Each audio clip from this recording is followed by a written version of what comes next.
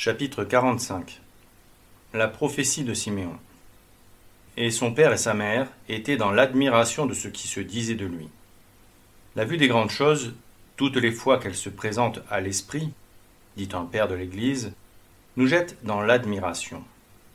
Que de merveilles, surpassant tout ce que l'intelligence humaine aurait pu imaginer, se représentaient à nouveau à l'esprit de Joseph, et surtout à celui de Marie. Elle leur paraissait toujours plus grande, à mesure qu'ils en voyaient la manifestation progressive et le merveilleux enchaînement. Ils en retrouvaient la confirmation dans tout ce qui leur était dit, non plus seulement par un ange, mais par toute la multitude des esprits célestes, par les bergers, par le vieillard Siméon. Et Siméon les bénit. Le saint vieillard s'en va. Il s'en va dans la paix et la joie. Et s'en allant, il pense à ceux qui demeurent. Et toujours sous l'action de la lumière prophétique, il veut les encourager à la tâche qu'ils auront à accomplir. Elle sera grande et rude. Le vieillard ne craint pas de montrer les sacrifices qu'elle exigera.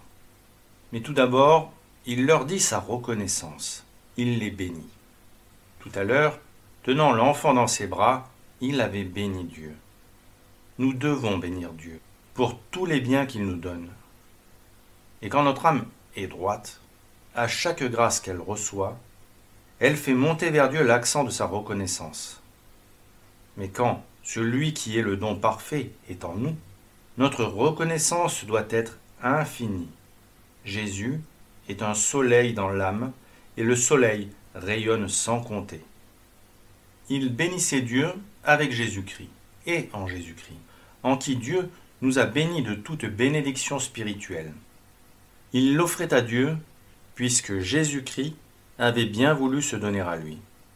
Nous aussi, nous pouvons l'offrir, puisqu'il l'est à nous, du même sang, de la même nature que nous sommes, qui d'ailleurs se donne à nous tous les jours dans la Sainte Eucharistie, afin que nous ayons tous les jours de quoi donner à Dieu qui vous donne tout. Par ce moyen, nous rendons à Dieu tout ce que nous lui devons, et nous lui faisons une oblation égale, non seulement à ses bienfaits, mais encore à ses grandeurs, en lui présentant un autre lui-même. Nous pouvons offrir à Dieu les vertus, les mérites du doux enfant, sa pauvreté, ses pleurs, sa chair et son sang, en même temps que ses perfections infinies. Après avoir remercié le premier auteur de tout bien, il bénit ceux qui avaient amené cet enfant. Quand Jésus est dans une âme, il y crée des flots d'amour qui ont besoin de se répandre, et qui se répandent d'abord sur ceux qui ont contribué à le donner. Il unit Marie et Joseph dans la même bénédiction, car tous deux ont contribué, quoique dans une mesure différente, à la venue du Fils de Dieu sur terre. Joseph tint auprès de cet enfant la place de son Père qui est au ciel. Mais c'est à la mère seule qu'il adresse sa prophétie concernant l'avenir, car elle seule est vraiment mère, et elle a un rôle spécial à remplir près de lui. Et s'adressant à Marie, sa mère, il lui dit : « Voici, cet enfant est établi pour la ruine et la résurrection de beaucoup en Israël. Et il sera un signe auquel on contredira. » Mais quoi ? Tout à l'heure, dit saint Grégoire de Nice, il annonçait le salut apporté à tous, et voici que maintenant, il parle de ruine et résurrection. Oui, le salut, comme il l'a dit, a été présenté devant tous les peuples. S'il y a ruine et résurrection pour beaucoup, cela dépend de leur volonté. Le dessein de Dieu, c'est le salut et la déification de tous. Qu'en face de ce dessein, il y ait ruine ou élévation, cela dépend de la volonté des hommes, de ceux qui croient et de ceux qui ne croient pas. Le soleil est toujours le soleil, dit saint Jean Chrysostome, bien qu'il aveugle les yeux mal disposés. Et le Sauveur est toujours le Sauveur, bien qu'il soit cause de ruine pour plusieurs. Il venait ruiner seulement leur malice. Et c'est pourquoi sa vertu apparaît dans la ruine des mauvais, autant que dans le salut des bons.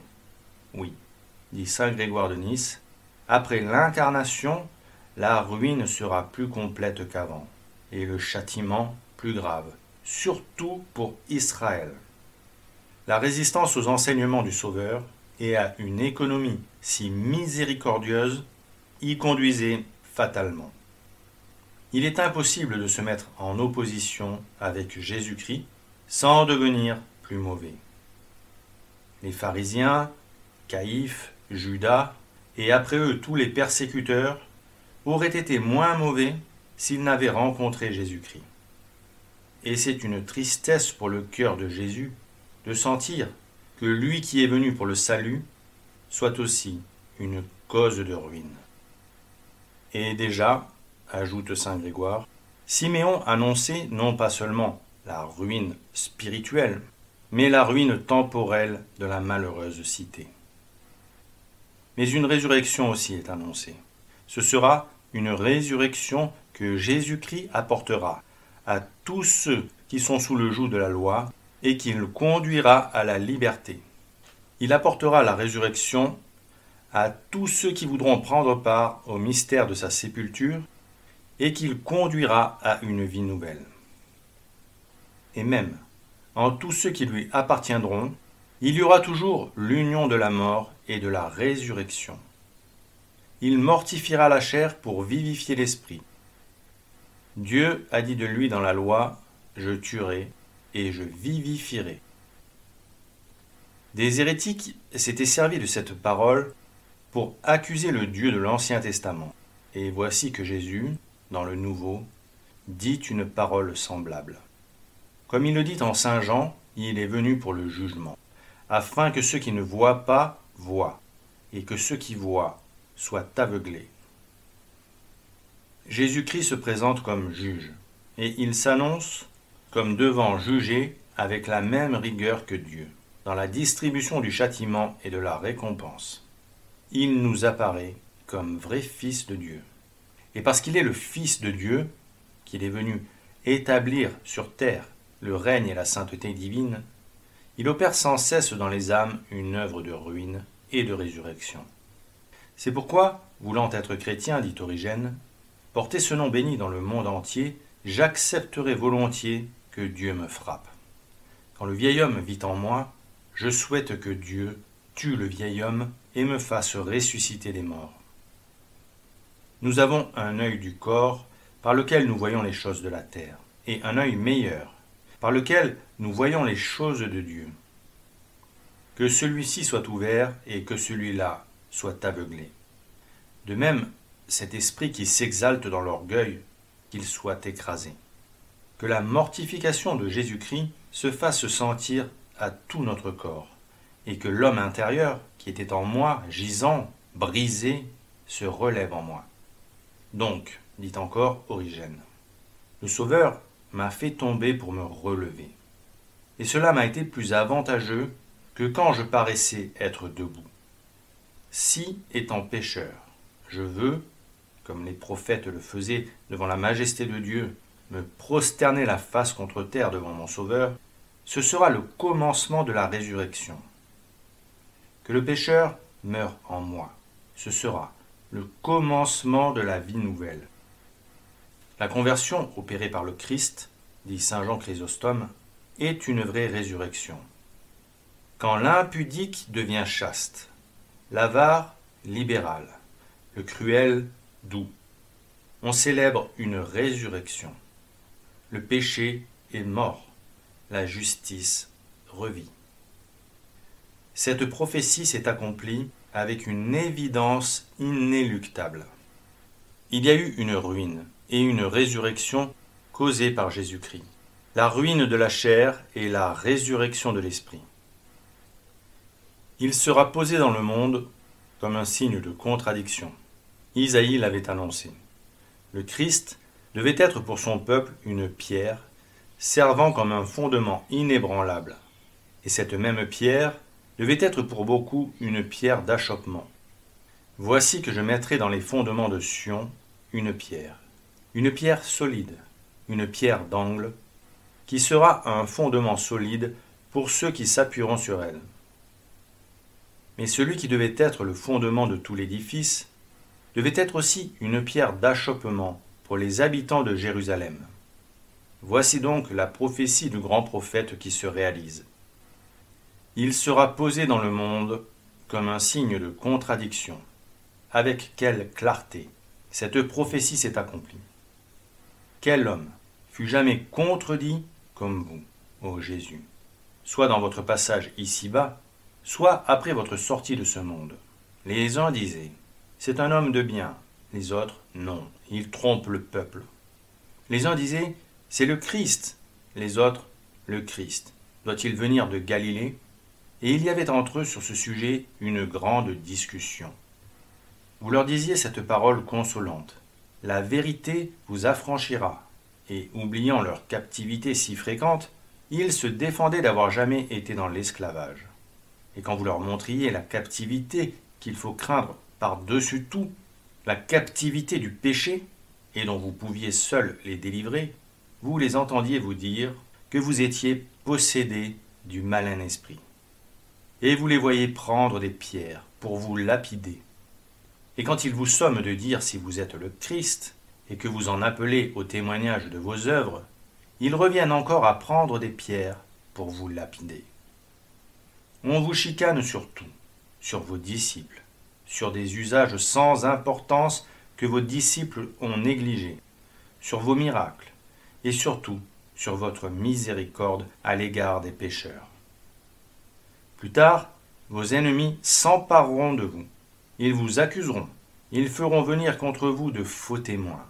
Ils vous sommeront de déclarer si vous êtes le Fils de Dieu. Et il vous faudra mourir pour avoir répondu avec netteté à leurs interrogations. Quand vous serez sur la croix, ils viendront encore railler vos paroles et vos prophéties. Ces contradictions se continueront après votre retour au ciel.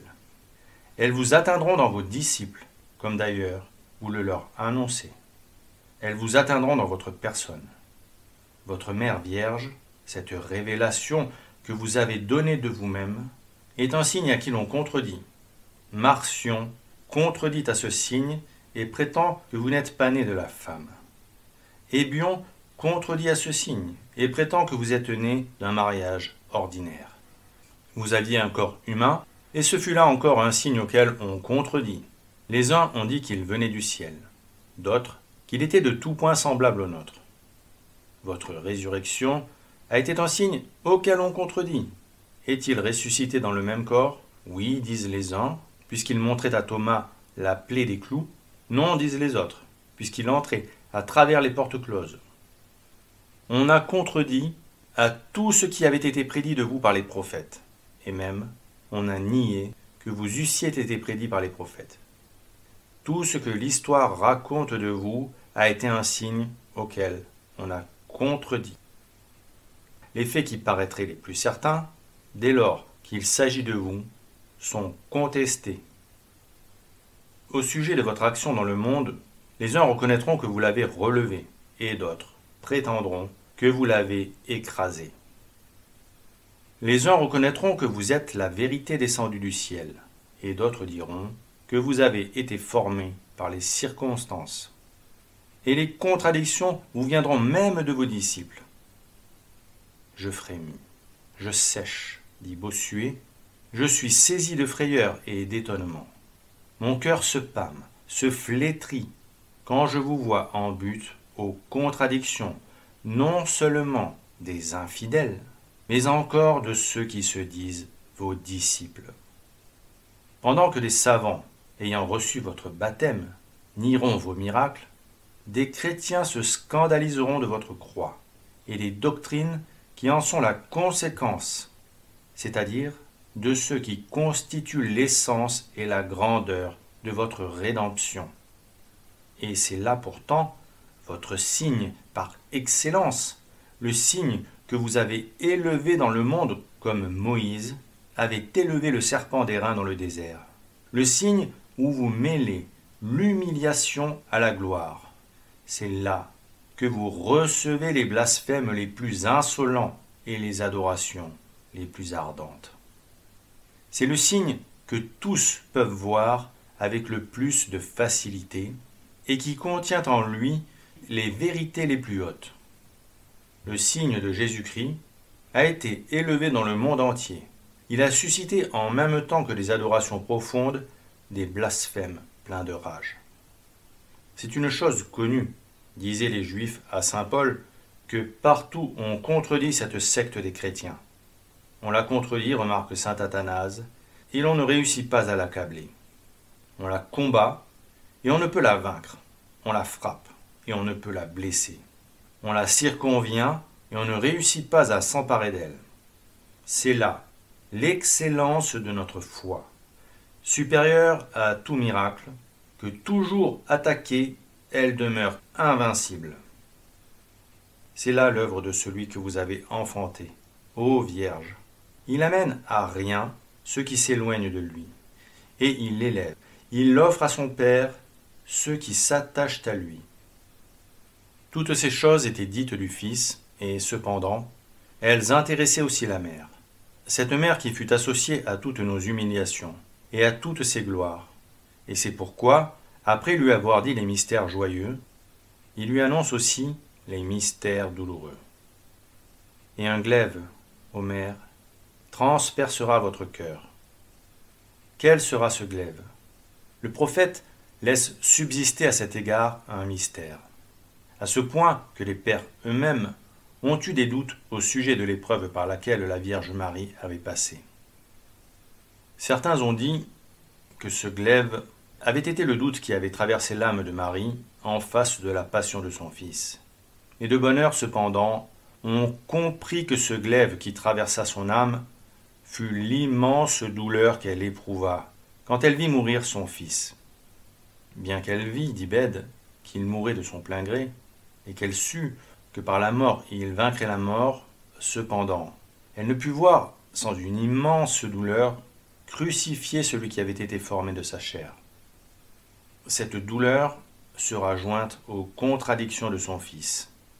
Déjà, remarque saint Cyril, un prophète avait dit « Épée, réveille-toi, et viens frapper contre mon pasteur, contre l'homme qui se tient toujours attaché à moi. » La souffrance devait atteindre son Fils, et la même souffrance devait l'atteindre.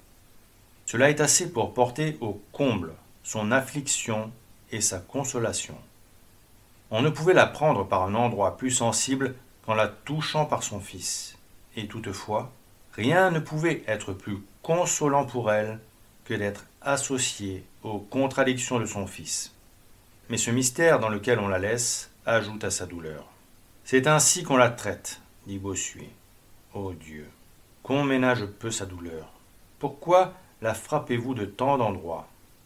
Ou ne lui dites rien de son mal, pour ne la tourmenter point par la prévoyance. Ou dites-lui tout son mal, pour lui en ôter du moins la surprise. Chrétien, il n'en sera pas de la sorte. On lui annoncera son mal de bonne heure, afin qu'elle le sente longtemps. On ne lui dira pas ce que c'est, de peur d'ôter à sa douleur la secousse violente que la surprise y ajoute. Ce qu'elle a ouï confusément du bon Siméon, ce qui a déjà déchiré le cœur et ému toutes les entrailles de cette mère, elle le verra sur la croix, plus horrible, plus épouvantable qu'elle n'avait pu se l'imaginer. Ô prévoyance, ô surprise, ô ciel, ô terre, ô nature, étonnez-vous de cette constance.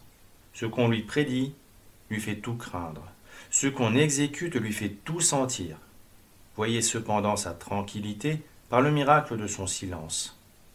Là, elle ne demande point « qu'arrivera-t-il » Ici, elle ne se plaint pas de ce qu'elle voit. Sa crainte n'est point curieuse. Sa douleur n'est pas impatiente. Ni elle ne s'informe de l'avenir, ni elle ne se plaint du mal présent. Et elle nous apprend par cet exemple les deux actes de résignation par lesquels nous nous devons immoler à Dieu. Se préparer de loin à tout ce qu'il veut, se soumettre humblement à tout ce qu'il fait. Il y a une autre mère qui porte, et jusqu'à la fin des siècles portera dans le cœur, le glaive annoncé par Siméon. C'est l'Église, dit Bède. L'Église qui voit les méchants contredire le signe de la foi, qui voit les âmes tomber en grand nombre dans l'incrédulité, qui voit les pensées secrètes de tant de cœurs se traduire en tant de vices, et pendant que croît le bon grain, croître aussi l'ivrée, et quelquefois d'une façon si touffue qu'elle étouffe le bon grain, afin que soient révélées les pensées que plusieurs portent dans leur cœur. Voilà la raison pour laquelle Dieu a permis toutes les contradictions autour de son Fils. Il doit être le révélateur de toutes les consciences, comme il en sera un jour le juge. S'il n'était pas venu, beaucoup de ces pharisiens qui lui ont fait la guerre auraient pu se croire de parfaits observateurs de la loi et de la justice, n'apercevant pas le fond d'orgueil, d'égoïsme, de dureté qui couvait en eux. Beaucoup de ces politiques qui ont persécuté l'Église auraient pu s'en croire les serviteurs. Ayant eu à se prononcer sur Jésus-Christ, à se soumettre à lui, ou à lui déclarer la guerre, par cette guerre impie, ils ont pu voir quelles pensées ils portaient dans leur cœur. Comme jamais il n'y eut de vérité ni plus haute, ni plus spirituelle, ni plus convaincante et plus vivement reprenante que Jésus-Christ, il n'y eut jamais aussi une plus grande révolte et une plus grande contradiction. Si Jésus-Christ n'était pas venu et n'avait pas rencontré la contradiction, ceux qui pratiquaient la justice extérieure auraient pu croire qu'ils la pratiquaient par leur propre force. Mais par les contradictions que rencontrera Jésus-Christ, il sera révélé combien le zèle de Pierre, si ardent aux protestations, devient faible devant l'épreuve. Combien est peu courageux celui de Jean, de Jacques et des autres qui prennent la fuite sans plus se souvenir des miracles accomplis. Ils seront aussi révélés les sentiments de droiture que le centurion avait dans le cœur, en lui faisant reconnaître la puissance de Jésus dans sa mort. Les sentiments de Joseph et de Nicodème se révéleront à la sépulture, ceux de Judas à la corde avec laquelle il se pend, ceux des Juifs à l'argent qu'ils donneront aux soldats pour les empêcher de dire la vérité. Toutes les pensées mauvaises qui sont dans les cœurs seront amenées au grand jour, afin que ces pensées mauvaises, si elles sont avouées par les coupables, puissent être redressées par le Sauveur, afin que nos fautes, si nous les avouons, puissent nous être pardonnées. Il y a là non pas seulement un dessein d'exaltation à l'égard du Sauveur, mais une pensée de miséricorde à l'égard des hommes. Et non seulement une pensée de miséricorde, mais un dessein de grandeur à l'égard des hommes. Après qu'ils auront pris part aux contradictions de Jésus-Christ, après la tourmente du calvaire, dit saint Jean Damascène, on verra ce qu'il y aura, sous l'action du Sauveur, de foi et d'amour, dans ces cœurs travaillés par la souffrance. On n'aurait jamais su ce que le cœur de l'homme pouvait devenir sous l'action de Dieu, si l'homme n'avait été associé aux contradictions de Jésus-Christ. On verra dans la défaillance de Pierre, dit Théophylacte, tout ce qu'il y a de faiblesse dans le cœur de l'homme. On verra dans la trahison de Judas jusqu'où peuvent aller les pensées de l'homme. En Joseph d'Arimathie, abordant Pilate, et dans les femmes qui se tiennent au pied de la croix, à quel courage l'amour peut nous élever. On verra, ô Vierges, ce que vous pensez du Christ. Et il y avait une prophétesse nommée Anne, fille de Phanuel, de la tribu d'Azer, d'un âge fort avancé. Elle avait vécu dans un long veuvage, n'ayant été que 7 ans avec son mari, et passé tout le reste de sa vie dans la retraite, ne sortant pas du temple et servant Dieu nuit et jour dans les jeûnes et la prière. Elle aussi, étant survenue à cette même heure, louait Dieu et parlait de lui à tous ceux qui, à Jérusalem, attendaient la délivrance. Siméon avait prophétisé, dit saint Ambroise. Une femme mariée avait prophétisé, une vierge avait prophétisé. Il fallait qu'une veuve prophétisât pour que toute condition rendît son témoignage. L'évangéliste indique soigneusement ce qui concerne cette femme, non seulement son nom, mais celui de son père et de sa tribu. Serait-ce, comme l'a dit Bède, à cause de leur sens figuratif? Anne, en effet, veut dire grâce. Phanuel, le visage de Dieu. Azer, heureux. Ces indications sont au moins un signe du souvenir profond qu'elle avait laissé d'elle dans le temple. Cette pureté, cette austérité de vie avait mérité que l'Esprit Saint habitât en elle et lui donnât des lumières semblables à celles de Siméon. Aussi, elle vient faire écho à celui-ci, et après ce témoignage rendu, elle continuait à parler de la venue du Sauveur. Ainsi donc, dit saint Ambroise, autour de cet enfant, viennent se grouper tous les âges, toutes les conditions, accompagnées de tous les miracles pour fortifier notre foi. Une vierge enfante, une stérile devient mère, un muet parle, Élisabeth prophétise, un enfant dans le sein de sa mère tressaille, une veuve rend témoignage, un juste est dans l'attente. Donc tous, aujourd'hui et toujours, dit saint Cyril de Jérusalem, célébrons cette fête. Formons des chœurs avec les anges, recevons la lumière d'en haut avec les bergers, adorons avec les mages, adorons à la rencontre du Sauveur, sanctifions-nous avec le temple, glorifions Dieu avec la Vierge, comme Joseph, dans son offrande des 2 colombes, offrons notre corps et notre âme. Embrassons le Christ avec Siméon. Avec Anne, proclamons ses grandeurs. Qu'autour de cet enfant, dit saint Augustin, toutes les classes de l'humanité se réunissent dans la joie. Que les vierges se réjouissent, car une vierge a enfanté le Christ. Que les veuves se réjouissent, Anne la veuve a connu le Christ. Que les femmes mariées se réjouissent. Élisabeth a prophétisé le Christ avant sa naissance. Enfant, vous vous trouvez en face d'un enfant, vouez-lui votre pureté. Vieillard, un vieillard vous précède auprès du Christ. Époux, considérez cet époux qui a nom Zacharie, louant Dieu. Et maintenant, que cet enfant grandisse dans vos cœurs. Vous avez commencé à croire? Il est né en vous. Mais le Christ n'est pas demeuré à l'état d'enfant. Il a grandi, sans jamais connaître le déclin. Il faut que votre foi grandisse, qu'elle soit forte, et que jamais elle ne connaisse la vieillesse. Et ainsi, vous appartiendrez au Christ.